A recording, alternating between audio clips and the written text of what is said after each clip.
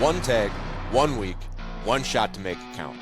This is for the hunters who hit the road and get after it, no matter the odds. This is Drawn West.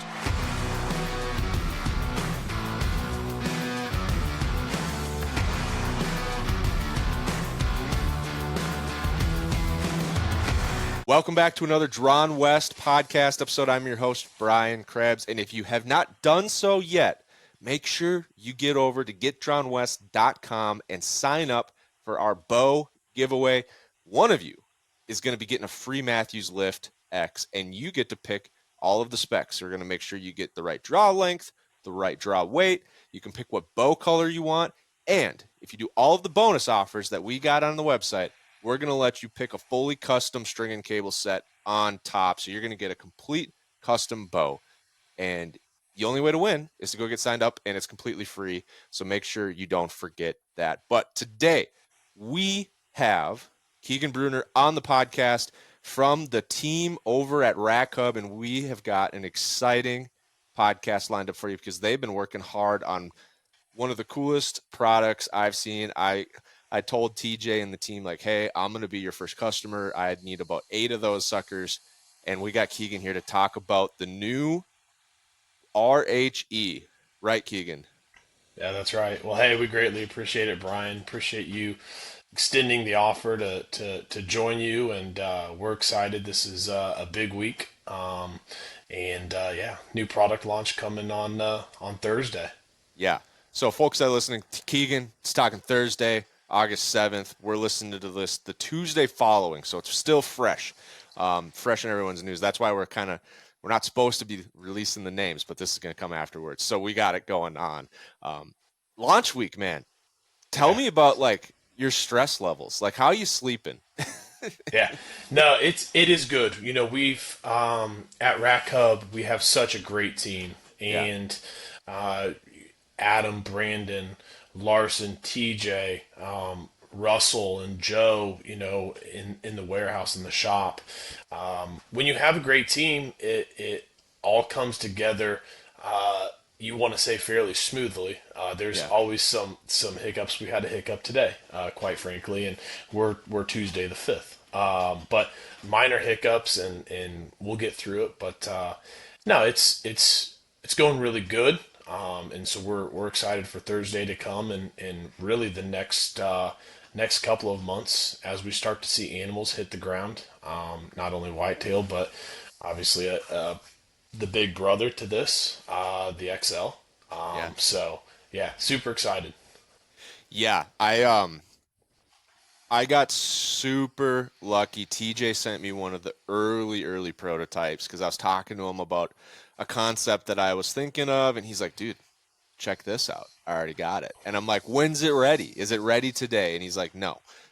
This was a couple months ago. He sent me a 3D sample, and I was sending him pictures of antelope. I was sending him pictures of mule deer, whitetail. We had the whole gamut. I got it all. So it was super cool to see that 3D prototype and get to play around with it. But before we talk too much about it, let's back up. What is the RHE? Yeah, the RHE was born. Obviously, it's, you know, the Euro mount for Rack Hub. Yeah. I will show you, and obviously you're aware. This is the baby, right? Here's the RH2. So this is for your whitetails, you know, antlers. But the Euro mount was born because of the demand. Really, it was, you guys produce a high quality casted product for antlers. What about Euros? And that's how the RHE came to life, coupled with where we're at present day with taxidermy, right? You know, when you're looking at $1,000 to get that shoulder mount for that whitetail, it puts a dent in the everyday hunter's pocket, you know, so to speak. And I'll be the first to test, right? I've got a ton of shoulder mounts.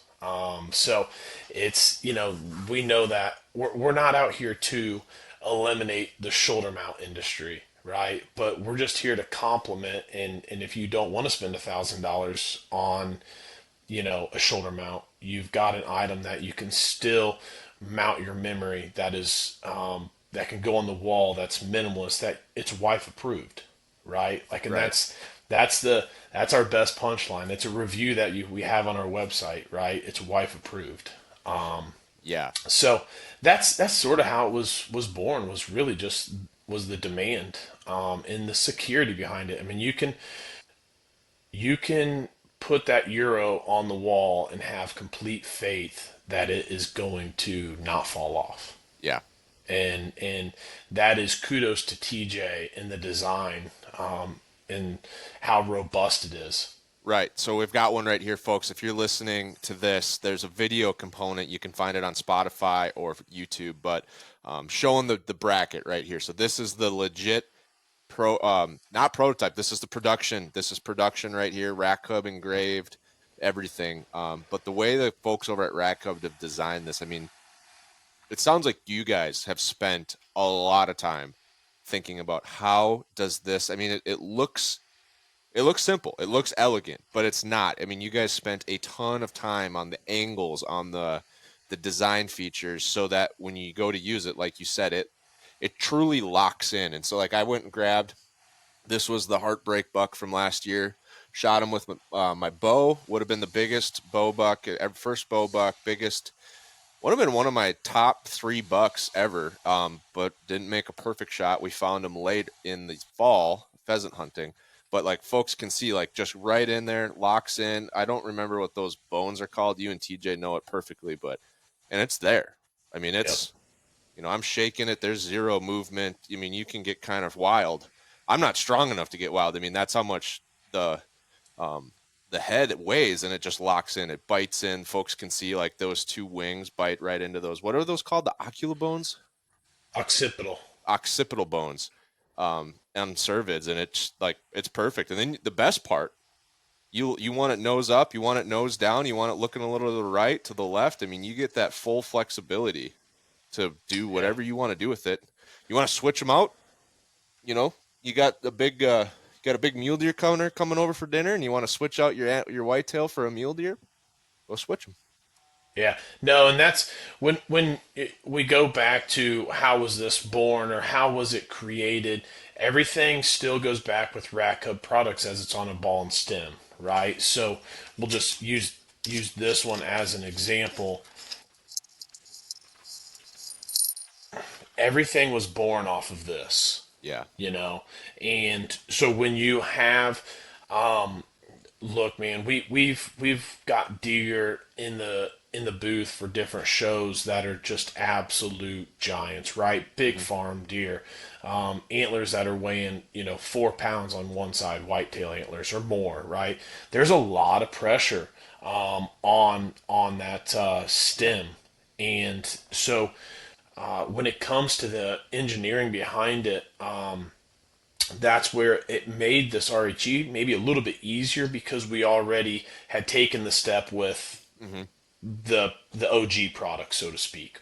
Yeah. And I think the more challenging part, honestly, was probably on the XL side, right? Yeah. For your moose and for your elk.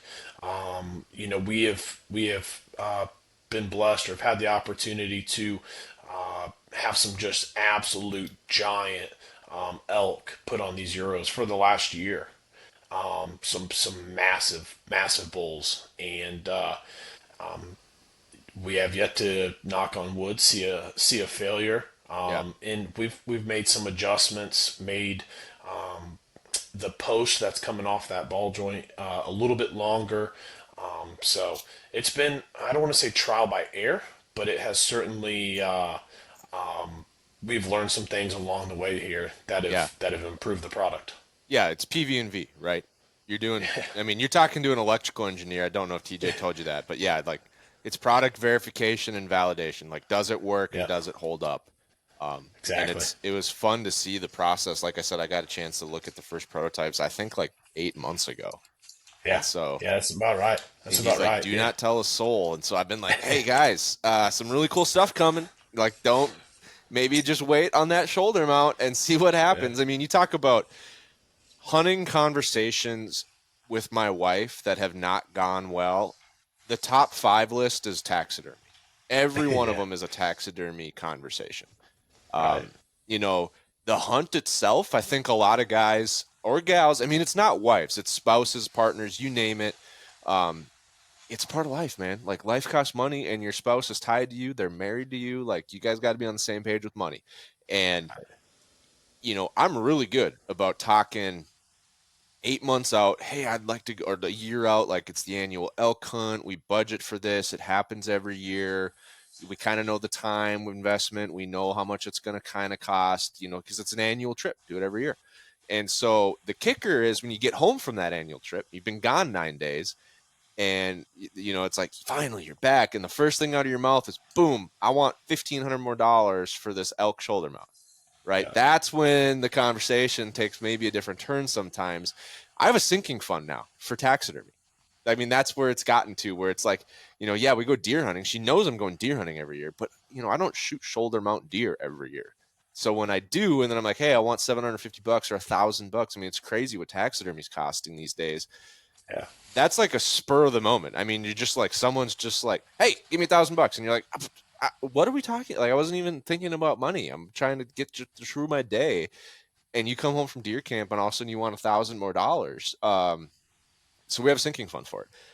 The difference is I've got €6 in the other room that I'm working on finishing out that I have spent a collective $40 on.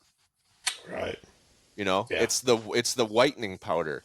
I mean, all of us deer hunters, we've got a hose, we've got a propane tank, we got a fish fryer. I mean, it's not that hard to do your own euros, yeah, and it can save marriages by just putting a yeah, euro on the wall instead of $1,000 shoulder mount. yeah. And that's sort of how, we don't, again, don't want to take anything away from the taxidermist, and we have tried to get over hurdles, I guess you could say. Yeah, When you go to a Western Hunt Expo, and you're there and you're telling people you're going to drill into the bottom side of antlers, specifically with like the OG rack hub products, they're like, whoa, whoa, whoa, like you're drilling into antlers. And they sort of, it just takes them some time, right? And then yeah, they get over it. And, from that, it's that was you can go you can specifically with the rack, these RH2, RH1, RH2XL, and soon to be RH1XL. I didn't leak that on here. You can go and take that animal that day and put those antlers on the wall that night. It's yeah, that easy, right? Now, maybe not that easy with a euro, right? You're going to be a couple more days, but that is sort of the concept behind yeah. the RH2 and the OG product line. Obviously, sheds are a big deal to us. We're all massive shed hunters. Speaking to the choir, man, I got Yeah. 150 So of them on the wall behind me. right, yeah. So that is that's the OG product line, and now again we've got the Euro coming out, and we couldn't be more excited to get it launched and get it into people's hands. Obviously, we're now in August, and people's brains are really next month. There's whitetail that opens up next month, elk obviously, Yeah. and people's blood is flowing to get out in the woods and to get start hunting. Yeah, I mean, I'm right there with you. I've got two bull elk shoulder mounts in the other room on either side of my fireplace.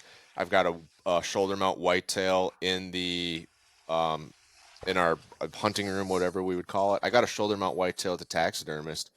I'm going on a mule deer hunt this year, and my goal. I mean, it's like that's the thing. That's my right now. It's my obsession is big mule deer, and I'm gonna shoulder mount it. If I Right, shoot like a big mule deer, but I'm running out of shoulder mount room, to be quite frank. yeah, Like wife approved. Like my wife really does like the aesthetic look of a Euro mount. She's not as big on the aesthetic look of like fur, fin, and feather in the main living areas. And if I was single, sure, I'd have an elk over each side of my bed, but I'm not single, and our house looks really well, and it's 100% because of her, right? Our right, house looks good on the inside because of what she's decided to make it look like. And I'm like, yeah, this does look better than I would have done, right? So yeah, that like there's a big aspect of it. Like shoulder mounts take up a ton of space. And the other thing is, and one of the things that I love about all of the Rack Hub products, I shot that buck almost a year ago, haven't seen it, haven't had the antlers in almost a year. It's like the excitement's kind of worn off by the time you get a piece of fur, fin, or feather back from the taxidermist. And not that there's anything wrong with that. Like that just takes time. It's a long process to tan hides, and your taxidermist has to eat. He needs to do like 100 a year to maintain his life. And Yeah. so the excitement's kind of worn off with the euro. Like that's one of my favorite things. Like if I really want to, I could have that euro on the wall in 2-3 days, and I'm still riding the high from that experience. 100%. And that's, unfortunately, the taxidermist world is a dying thing. You hear, specifically here in northern Indiana, we are struggling to, have young taxidermists come up. And the taxidermists that are there, they are retiring.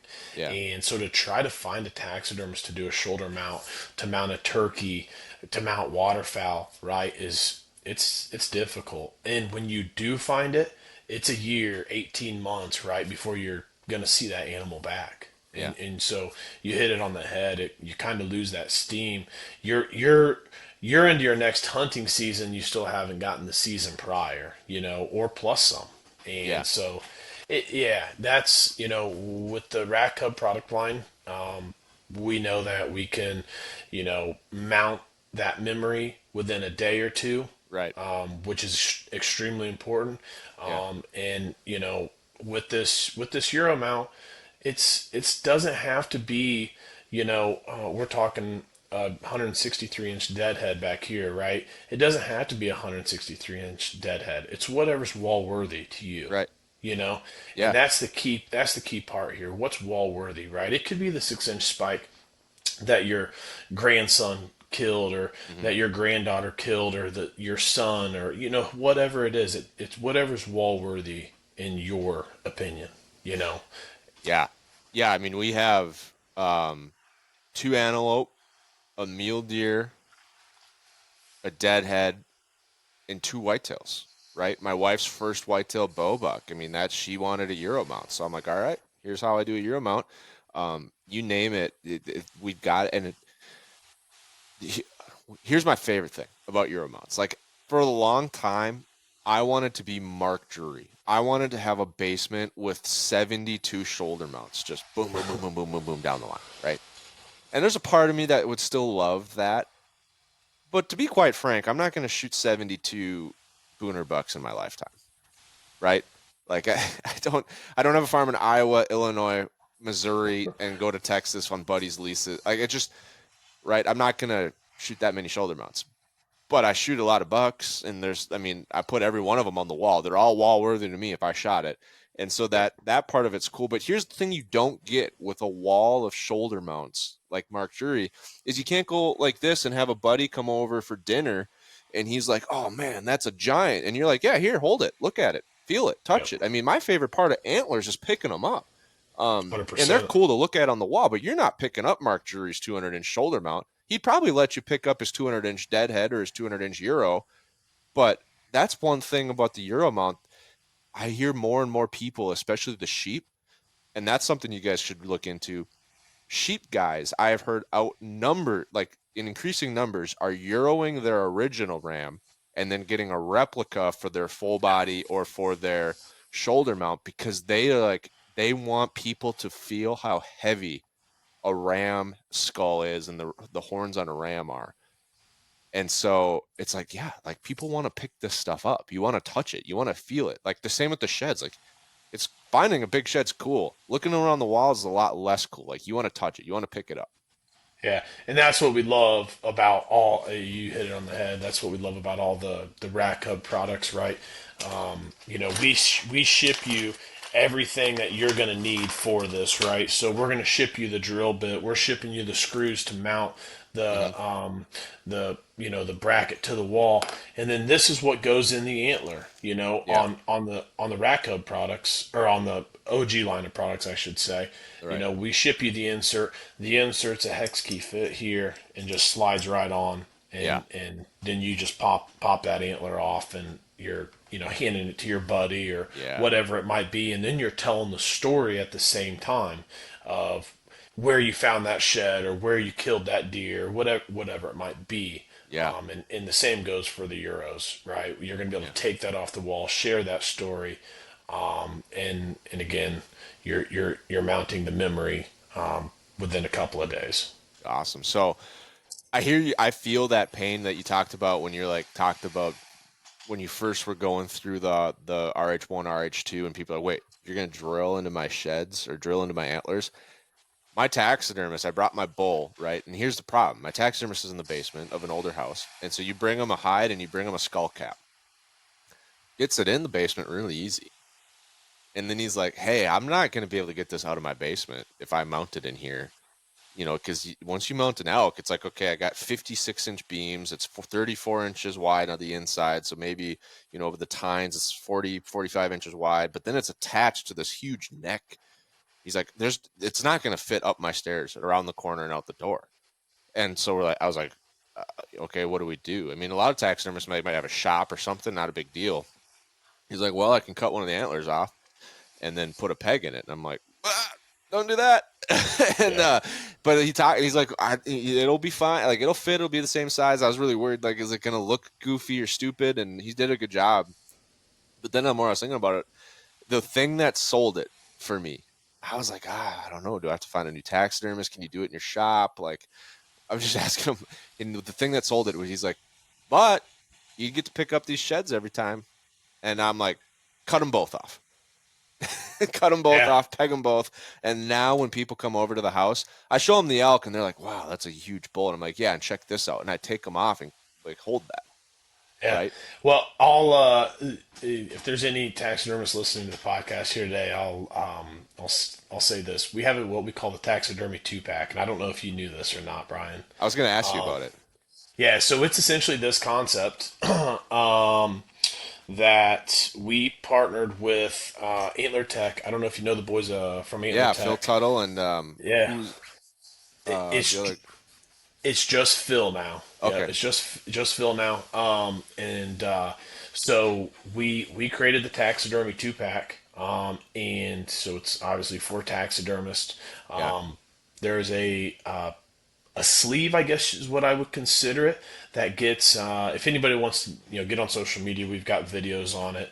But you could take a shoulder mount current present day and whole saw it out if you wanted to. But if it's better if you do it during the taxidermy build, and you lay those sleeves in there. This concept essentially is what is inside that sleeve. There's one more part I wish I could show you, but I don't have it.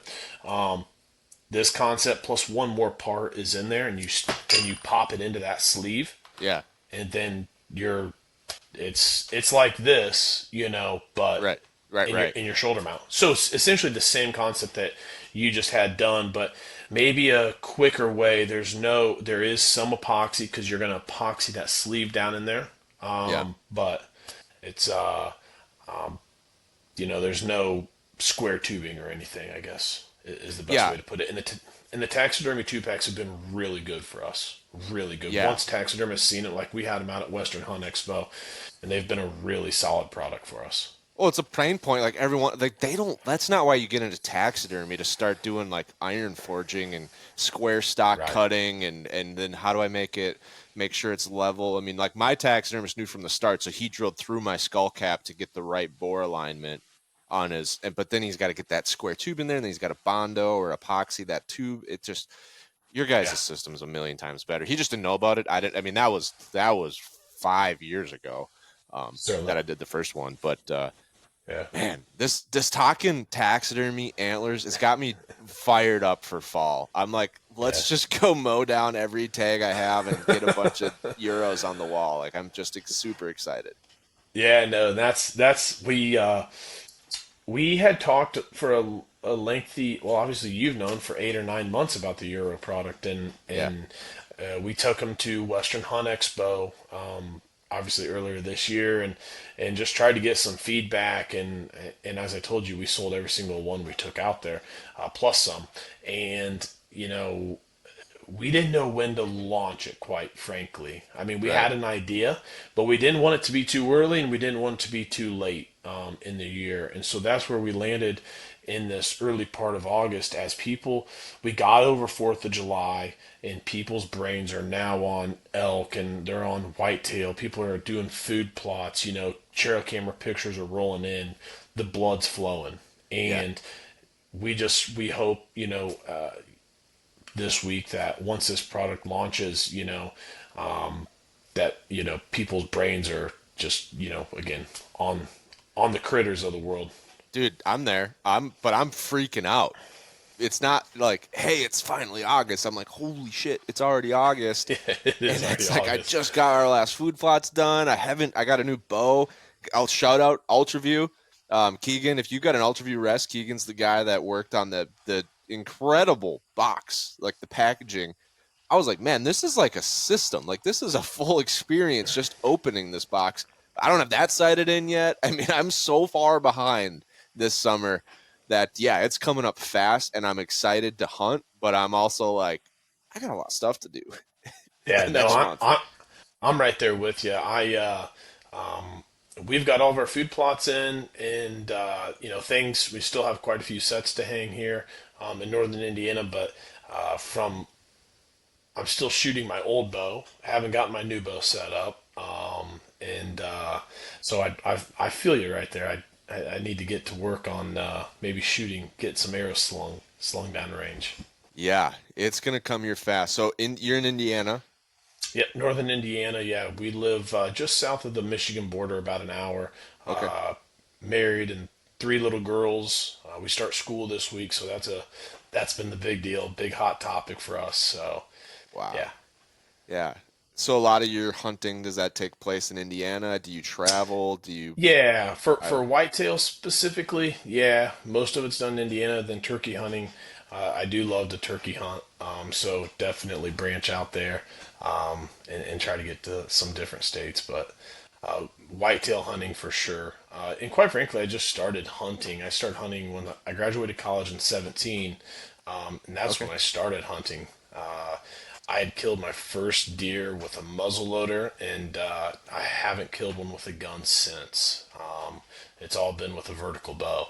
So it's consumed me a lot, I guess you could say, Yeah. between chasing turkeys and waterfowl and whitetails.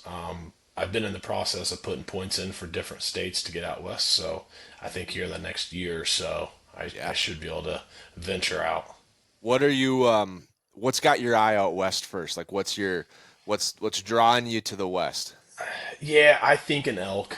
Yeah. I do truly think an elk. But after spending some time with Phil, I've spent a couple of different times with Phil, but this last spring, spending more time with Phil, and I could itch for a mule deer too. There's no doubt about that.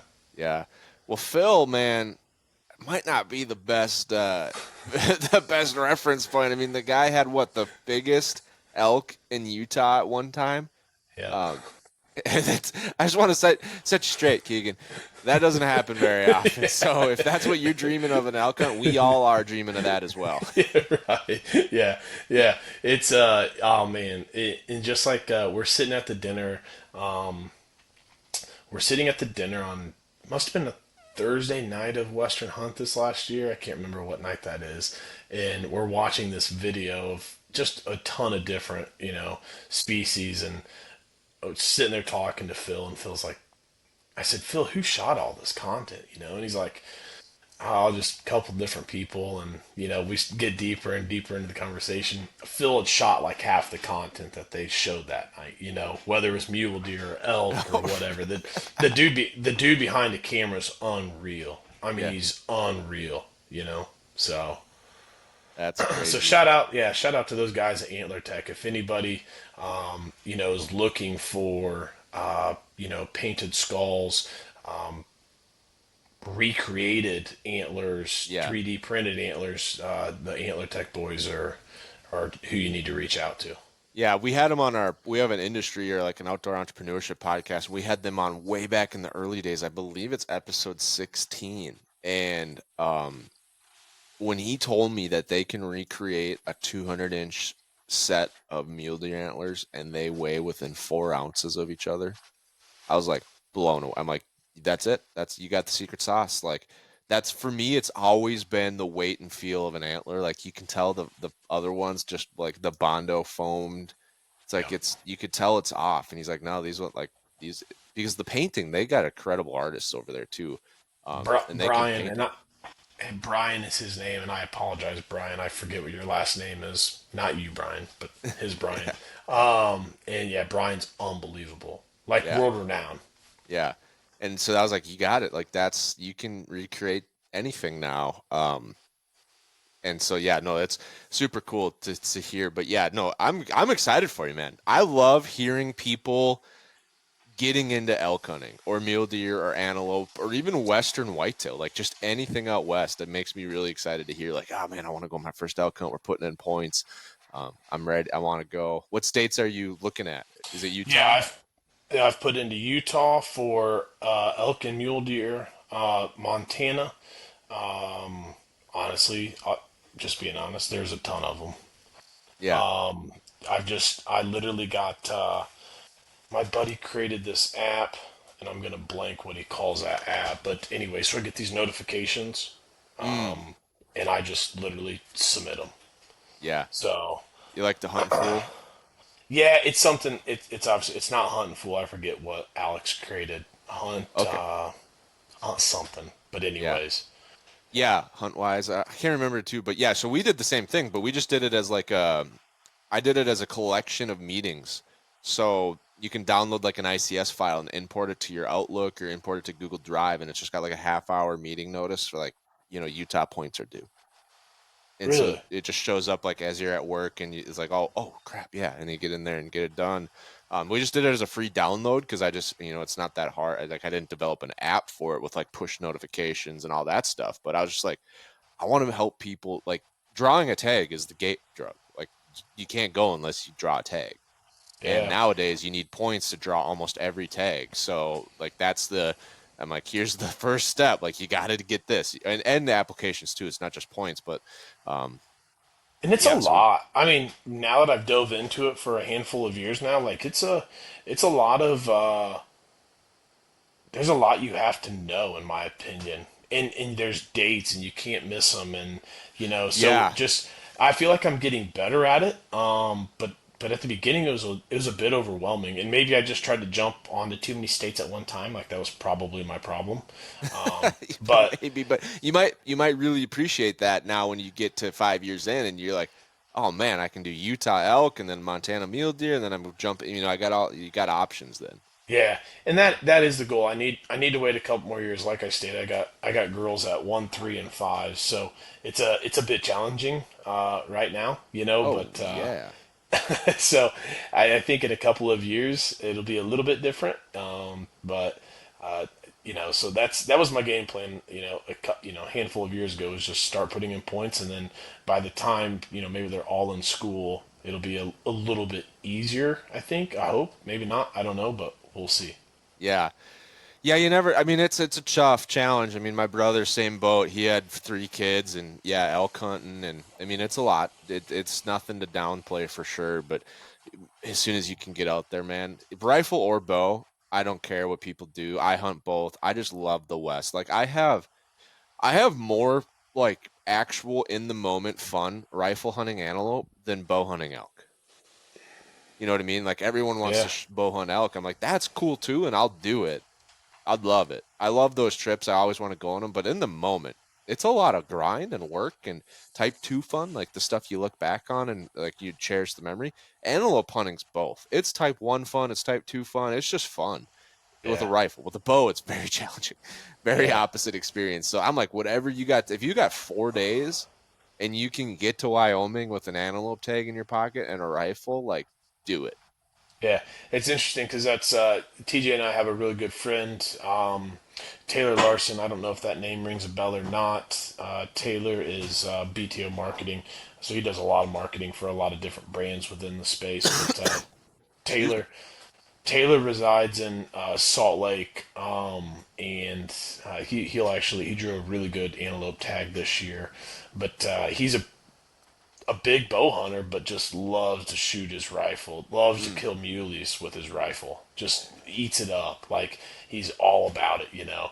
And yeah. I'm just like, man, I can't even imagine trying to kill. Like I just don't stick a gun in my hand, and it's not that I'm against them, right? But I'm the guy that's bow hunting in northern Indiana. If I haven't, punched my buck tag like November 20th, I'm up in a tree with a bow, and I Yeah. can see orange, three orange hats, right? And yeah, I don't know. It's just I greatly appreciate the vertical bow, and Yeah. major emphasis on the word vertical there. Yeah, I love bow hunting too. I don't have a crossbow. I would get a crossbow for very nuanced things. Like I feel like a crossbow for me would be like my varmint rifle here on the farm. Like, oh, there's a fox. Shoot him with the crossbow. That's kind of how I would view it, but I also don't want a cocked crossbow just sitting on the corner. I mean, those things are like bombs. Oh Um, yeah, no, I agree with you, man. Like bow hunting to me is the ultimate experience. The yeah, problem is it's just so sinking hard. It's it is. so often, and I'm just like I'm not willing to say I'll sacrifice a little bit, but I'm not willing to sacrifice that much to not shoot deer, elk, antelope. You know what I mean? Like I just Yeah, want to do it all. I want to shoot a lot of animals. I want to have a lot of fun. I want to eat a lot of wild game. And to me, it's like, man, if I did that, I'd just shoot 70% less animals. right. Yeah, I feel you on that. I definitely. There are times, specifically in early season, where I just would like to kill a bunch of does, and it's be Yeah. easy with a rifle, and you only have a bow in your hand. You're looking specifically where we live in northern Indiana. It's a if you're clipping off a 40-yard shot, that's a poke here in northern Indiana. Yeah. Unless you're hunting a field edge or whatever it might be. But yeah, it's I certainly love the vertical bow family, and I'll ride with that till I die, I think. Yeah. No, I'm right there with you, man. If I could pick, I would do it with my bow every time. But Yeah. just like some of those species, like I don't want to sit in a ground blind at 110-degree heat to watch an antelope come into water. Like I would do it, I guess, if you gave me a free experience to go try it and I had nothing Right. else going on. But it's like, can we just wait a month and then run around in the hills and get some hiking in with a rifle instead? Like, you know what I mean? Yeah. So I don't, but I personally, I love it all. Like, I love the sniper. I like to dial my scope and feel like I'm a sniper, even though I'm a million light years away, and gauge the wind, make some adjustments, nice and calm. Whack. Yeah. Um, Well, and that's I think when it comes down to it, we have to remind ourselves what our purpose is, and yeah, why we're here, and really the root of being a hunter. And I do think there's a difference between a hunter and a killer. I try to remind myself of that. I yeah, think they both have their place. But it's again, what's our purpose and why are we here? right, And you want to be able to. This is a tradition, and yeah, you should want to pass down that hunting and gathering tradition, to your children, to your nephews and nieces, or whoever you can pass that knowledge base down to. I think is extremely important. It's hmm interesting. I didn't actually grow up in a hunting family. My father-in-law was a hunter, and my friends were all hunters, and that's, I guess, why I picked it up so much later in life. hmm I 24 years old when I started hunting, and it's something I wish I'd have done at a younger age. I fished a lot. My grandfather fished a lot, so I did do that. But there's something very unique and special about being in the outdoors and soaking it all in. It's obviously for northern Indiana, being 20 foot up in the trees, like I mean that's like a Sunday morning at church for me. It doesn't get any yeah. it doesn't It's get any very better than interesting that. hearing people's like how they got into it and why, and they're like I've got some buddies, and we just had Matt Waldron on the podcast, who also took on hunting later. Also, incredible fisherman. I mean, I think he's one of the most famous ice fishermen on YouTube. I mean, he's crazy. Those guys are crazy with the ice pole. Um, he's really good for a bow hunter that's only been doing it 5 years. And I think it's because he didn't grow up doing it a certain way. Like I hunt drastically different than my dad hunts Right. for 90% of my hunting, right? Like when I go home and it's Orange Army gun season, like we hunt the same, but I saddle hunt, I like Western hunting, I do all that. And like and my grandpa, my gosh, I mean, back, I didn't even hunt with my grandpa ever, but when they hunted, it was like subsistence. It's like, hey, we just need food, like Yeah. whatever's the easiest way to do it. Like this isn't about the sport or the chase or the challenge or the chess match. It's like, are we going to eat venison tonight or do I have to kill a chicken? Um, and so I think part of that sometimes helps people, like, you just look at it from a different perspective of like, well, why don't you just do this? And everyone else is like, well, I don't know, just not how we have done it before. And you're like, well, it works pretty good for me. Right. Yeah, no, that is so valid, and I feel very fortunate. Obviously, you touched on it a little bit, being obviously I'm in the packaging industry, and so when I started at Steve, graduated college in 17, started at Stephen Gould. We're in a heavy automotive med device area, and Okay. a couple of years after starting, I'm like, man, like I feel like I should try to get my hobby, the hobby that I love, Yeah. hunting, I should just figure out how to get involved with it. And that's when I met TJ. And he invited me to ATA that following year with him. And so I went down to ATA, and it's just been honestly a snowball effect from there. We're Mm. working with probably, 30 to 40 brands in the space doing their packaging, from tree stands to saddle companies, site companies, release companies, knife companies, food plot companies, all sorts of stuff. And so I state that because, again, I feel very blessed to have the opportunity to work with those folks and package their product. And then at the same time, get my hands on new saddles or new tree stands Hmm. or, whatever it might be. So I'm always testing and doing different things. And so my buddies that have been hunting their whole life, like I bring a saddle home 3 years ago or 4 years ago, whenever it was when I started working with Trophy Line, and they're like, "What is this thing?" I go, "This is Yeah, a right. this is a saddle. We got to try it This out." isn't a plywood box. Yeah, right, yeah. So we got to try it out, and and now they all saddle hunt, Yeah. and so it's a ton of fun, man. I love what I do, and get the opportunity to work with a lot of different people, and obviously, TJ invited me in on the Rack Hub side, and that's where we're at today with Rack Hub, and obviously, the new exciting product coming out this week, and hopefully we can mount some more memories for people, and again, if it's wall worthy, it should go on the wall. Heck yeah, man. I love it. I mean, so many like things that like TJ and you guys do with Rack Hub, they find like it's weird. It's like, how do we take a problem that everyone experiences, but we don't stop at like the first napkin idea. We keep going and keep going and keep going. And what comes out of that is like the most like elegant and simple and bulletproof way to solve that problem, right? Yeah, Like I have 100%. a shop and I find like a little deadhead. I take a 16 penny, I put it on the magnet in my hammer, and I go, right there, whack, and I start a nail and I hang a deadhead on it. My wife is not gonna let me do that in the house. Right. That's a shop thing, right? Yeah. For a small deadhead. But like when you guys come out with something like this where it's just perfect. I mean, literally perfect. There's no extra, there's nothing missing. It's exactly what you need, nothing more, nothing less. It looks great. I mean, if you have a dark wall, TJ showed me some of the pictures of like when you put this on a dark wall, it literally looks like your Euro or deadhead is floating. Yeah, no, 100%. Well, I'll move my computer here just so people can have a face view. But like, Right.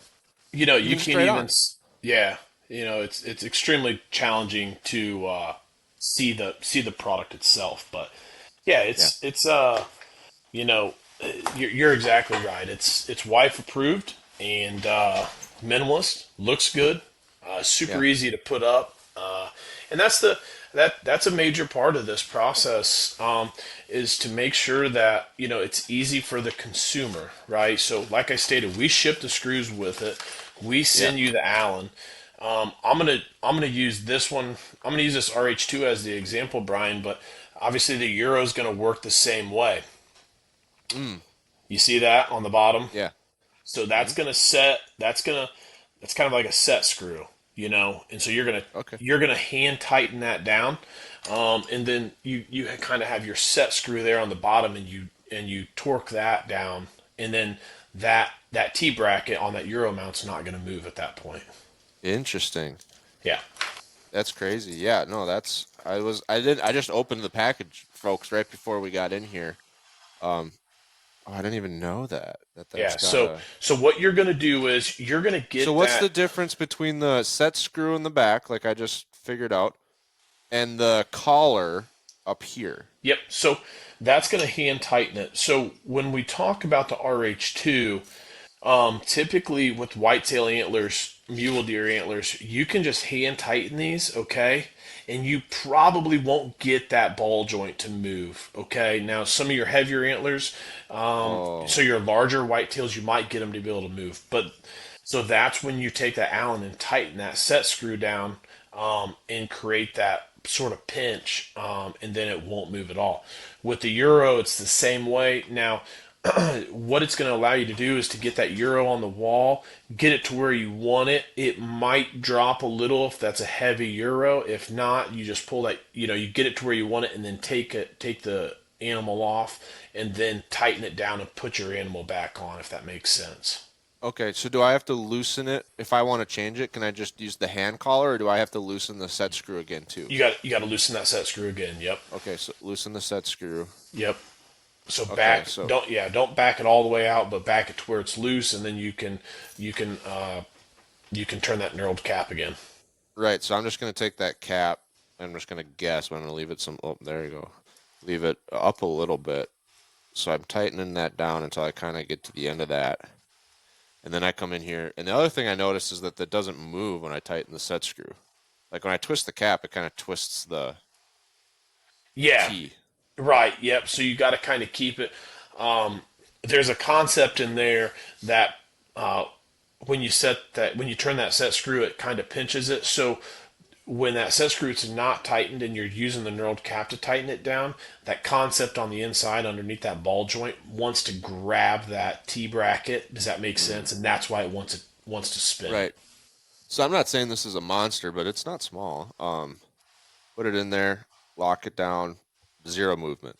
Yeah. Like that's why I got I don't know how well people can see the background, but I put some gap in there, right? So it's not bottomed out by any means. I got kind of nose up is what you would say. Yeah. So that's how it would sit on the wall. Oh, I'm way too high. Sorry, folks. So it'd sit like this on the wall, kind of parallel beam then for the wall because I'm trying to hold this bracket at like vertical. Super Looks cool. looks beautiful. Yeah, looks big. Does the camera adds 10 inches? Yeah, I love it. I love Yeah. it. Yeah. No, it was crazy. It was a cool Where buck for where sure. did is that in Minnesota? Yeah, this is a home farm, homegrown buck, Minnesota. We had him on camera all year. Um, we were on a doe mission, man. Like it was early, it was hot. Deer cast said, "Don't even go hunting." I mean, it looked so bad, and we're just like, "Hey, let's just try to get a couple does in the freezer here early season, get some reps in, and then we're going antelope hunting in the 9 yards." And Abby and I were doing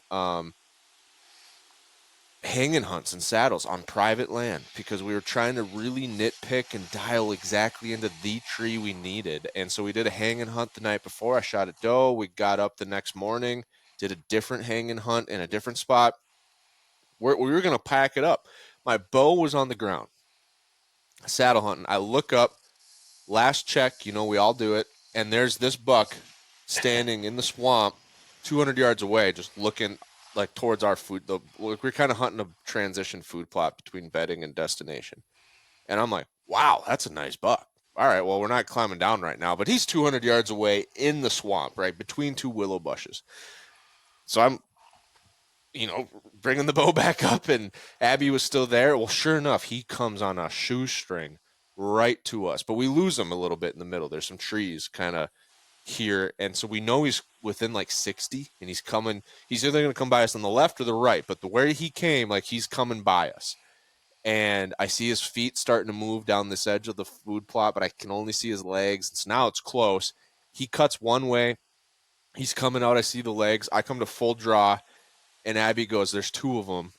And I'm like, "Oh, shoot, there's 2 bucks."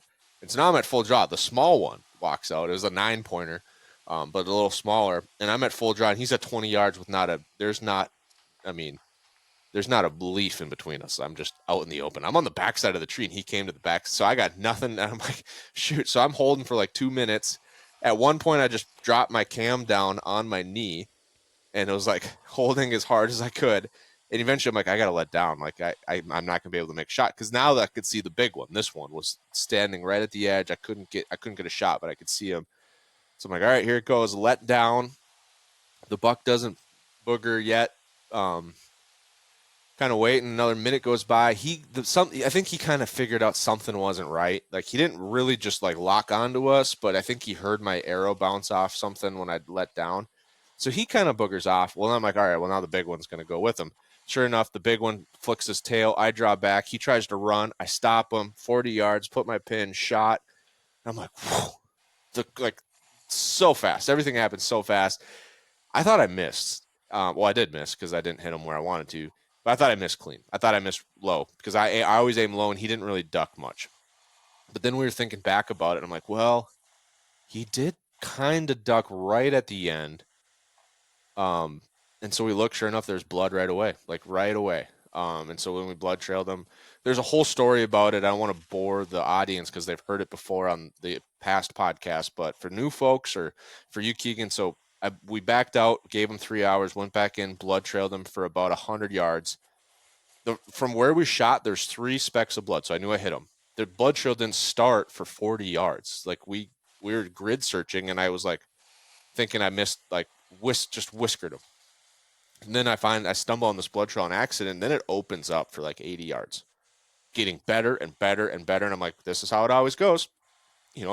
Takes a minute to fill up the cavity, and then they just start dumping. I'm going to find them. We get into cattails. It's like painted red. And then I hear a buck or a deer jump ahead of us like 20, 30 yards in the cattails, and ploosh, ploosh, ploosh.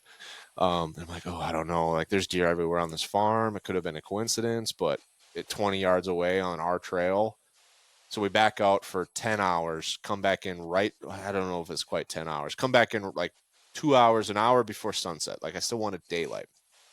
Finish it out, get right to the edge of this like peat bog pond, our duck pond. I'm sinking to my waist in cattails and mud, but I'm blood trailed right to the edge of this pond. I was worried he's going to be floating in the middle. He wasn't floating in the middle at all. I was using my bow to like push my bow down and try to like get a platform to like crawl out of the muck on. And I said I should Jeez. go around just in case he made it through. But cattails, sea of cattails. Sure enough, go around, start grid searching, pick up the blood trail on the other side of this pond. Big pond, like a 5-acre pond. Follow him some more. Then it starts to get opened up again, and then it starts to go down. I'm like, I don't understand. Like, how does he bleed that much? But then he jumps into a muck pond, swims across, crawls out. I mean, it wasn't easy for me to crawl out, and I got thumbs. Like, Hey. he's got 2 hooves that are going. Crazy how strong these animals are. And then I call it. I'm like, hey, we can't find any more blood. Gig's up. I don't know where to go from here. We're still in the swamp. So I was like, hey, Abs, let's just back out. I mean, sun's going down, and we're going like speck to speck with 10 yards in between Uh, in the swamp. And so as we go out, I jump a deer. I'm like, hey, just in case it was him, I go check the bed. Sure enough, there was like this much blood in the bed, and it was fresh. So I'm like, okay, well, he's not dead.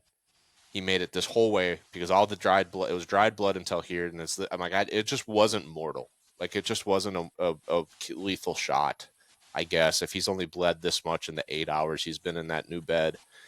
And so I didn't think I hit him. And then sure enough, my brother found him pheasant hunting like 2 weeks or 2 months later. dang. So I don't know what Crazy. happened. I don't know if he got an infection. I don't know. Single lung. He was too eaten by coyotes to really piece anything together from the shot. And It's always, how far was it from where you last stopped at, I guess, to where your brother found him?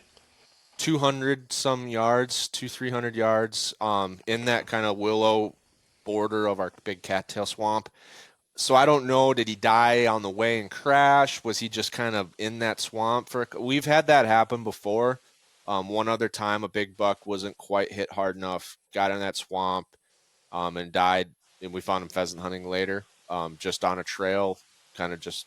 So it's hard to know. Like, did I bump him and he ran and that was it, and I should have stayed on him? I was like, that deer's not even bleeding anymore. Like he's fine, and that's probably my mistake because he wasn't fine. So I don't know. I don't know what to take from it. I don't know what to tell listeners. Like, hey, I made a mistake. Here's the mistake. Other than like, I didn't make a good shot, which happens. It's been a long time since I've lost a deer with a bow. Um, but in like the at the end, I was like, obviously, it seems like I should have probably came back the next day. But I was thinking like the things that this deer has done. Like he's not. He jumped into a lake and swam across it and then climbed out. Like I was like mortally wounded deer don't do that. Like I've never seen Right. that. They don't stop bleeding, and I don't know. So I don't know what the lesson there was. Come back with the Yeah, drone in a day and see. it is, and that is getting very advantageous. The whole Yeah, drone thing and people finding deer that yeah. way. I think it's a little gray, but I think it's gray before the shot. I think it's after the shot. If there's blood, do everything possible to find that deer. yeah, Everything possible and legal. wouldn't But if disagree. you're using drones to be like, oh, let's go hunt this stand because he's out in the alfalfa field, and that's illegal. I mean, Yeah, I'm not on board with that. right. Yeah, Yeah, no, yeah. absolutely. So no, Yeah, that's why I call him the heartbreaker buck because he would have. I mean, he still is awesome, but I didn't hold up my end of the bargain. yeah. Well, no, Yeah, still a great deer and a good story, and again, might not have ended the exact way you wanted, but I think the important part is you did, recover him, and yeah, that is super cool. yeah. So he's gonna be on the wall with the RHE Love here it. in not too long now that it's public. Yeah, I love it. Yeah. Love it, So love it. where can folks go while we wrap this up? Where can folks go to check out the RHE, check out all the other products, get theirs on order? Launch day August 7th. So by the time folks listen to this, it's fully up. Um, Yeah. what You can what find is it? us, yeah, rackhub.com. You can find us on social.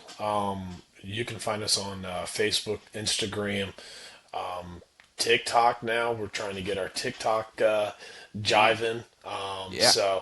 Yeah, you can find us at any of those social media platforms or reach out. I mean, reach out to myself or TJ Eads if you have any questions. Would be Okay. more than happy to cut it up with somebody and answer any questions they might have, educate them on the product and whatnot.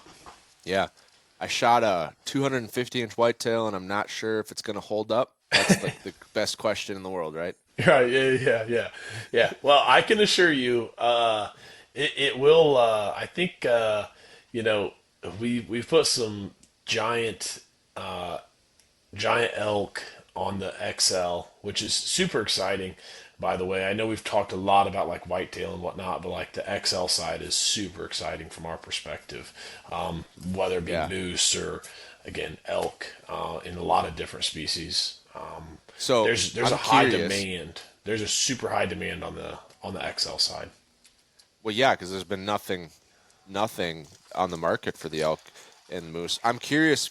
I'm sure you know because you've been helping with the product, but how does a Euro bull moose, like let's just say like Boone and Crockett caliber, compare to a Boone and Crockett caliber elk in terms of weight? And I mean, it's not all weight. Sometimes it's just torque too, like the way it balances. Yeah, and that there's a lot of that goes into play. By the way, in that process of the torque and the balance and the difference between a moose paddle and an elk antler.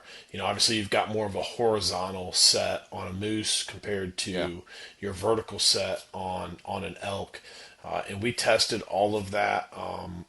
One of the one of the first ones, I've got pictures of it on my phone. We shipped a Euro XL out to the Kafaru HQ. So there's Yeah. actually one sitting in their HQ in their showroom. That was one of the OG XLs that we did. So there's a big moose on there that Anders took. So super cool Nice. there. But yeah, weight wise, I don't. We had a 50. Oh, what was it? 51 or 52 pound a Euroed elk on there. Well, that's definitely more because I have a 350-inch bull, and What's his antlers are 11 pounds apiece, and the skull is not going to make up the 30-pound difference. okay? So I'm lying to you. I But forget that what was an it elk, not a was. moose. No, I know, and I feel dumb for even stating it. I forget what it is. I've got a I video could on my see it. phone. I could I've honestly see like a big moose paddle though. Like that's just solid bone the whole way. Like I could see it. I forget what it was. A good friend of ours, good friend of TJ's, White Bone Creations. Yeah, That's who has helped us out a ton through this process, yeah. and that's who tested that bull. I forget what he weighed. He was a giant, a If giant. it's a giant bull moose, I could easily see it weighing And 50 this pounds. was a giant elk, so that's why I don't remember. I don't think it was 50. I Oh forget. no, that well, big elk like you don't get mass credits. You know what I mean? So Right. like if it's like a 400-inch elk with a ton of mass, can't remember what the Casey Brooks bull weighs, but I think it's that one probably is up. I mean, I was just like, I mean, it's so crazy. I've got the video right here, and it's at the beginning of the video. I gotta listen to it because I gotta tell you. Okay, Give me a sec, because it's yeah. important. It is important. You got to get the weights down. It's just super impressive anytime someone has an animal of that scale. Oh, 100%, 100%. Okay, here it is. Let me listen to this. He's gonna give the weight here in a second.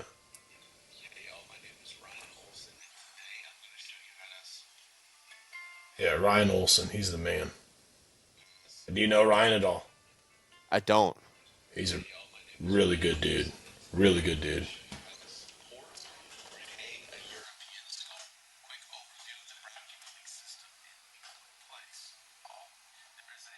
And this video is going to come out here really soon. And he shows about how the product works and hanging Mm, different species on it. It's a very informative video for any users yeah, out there. Yeah, check out yeah, White Bone Creations on YouTube, and ton of videos. Ton of videos. yeah. I'll definitely do that. I saw TJ was sending me some sneak peeks of posts with some moose content, and I was like, I know it's wife approved, but I don't know if it's wife approved for where you put that one, TJ. Right, yeah, yeah. He's like, 100%. no, that was a big ask. Yeah. Okay, here, he's about to say it, and I'm going to listen closely.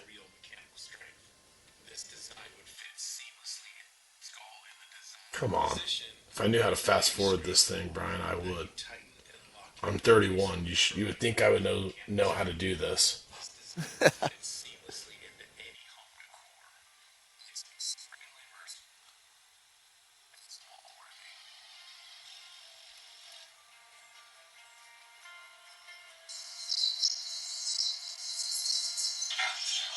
Yeah, 54 pounds. Yeah, that's That's what this 54 elk. pound elk. I want to. That's a monster bull, though. Yeah, That's a that's monster bull. yeah. So, anyways, that's some of the ones we've tested. That's awesome. Yeah, That is so cool. yeah, I just love the design from start to finish. I mean, it's perfect. Like I said, nothing extra, nothing lacking. yeah. We're super excited. Again, greatly appreciate the opportunity to be on here with you and to share the story and hopefully land on some listeners' walls here this fall. So Yeah, good luck to the listeners listening here today, whether you're elk hunting or mule deer hunting or moose hunting or whitetail, whatever it might be. You know, if you need a Euro mount system, we're here for you. Awesome. Perfect. Love it, Keegan. Go check out the new RHE Rack Hub Euro over on rackhub.com. Get yourself one ordered for all those Euros everyone's got that they're like, I should put that up. Now it's time. And then when we get done with hunting season, hopefully you got a whole bunch more to put up. That's right. Yeah. Awesome. Well, thanks for being here, Keegan, and thank you for listening, folks.